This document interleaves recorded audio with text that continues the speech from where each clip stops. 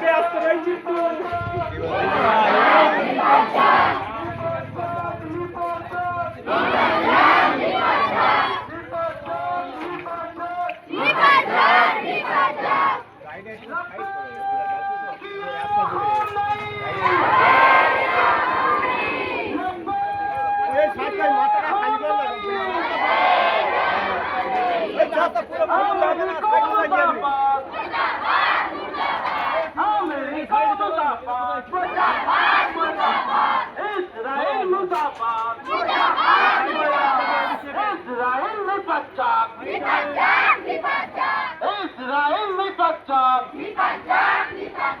আমার মা ও বোনেরা সর্বপ্রথম যাবে, তারপর আমার মমিন ভাইরা আসার জন্য অনুরোধ করছি।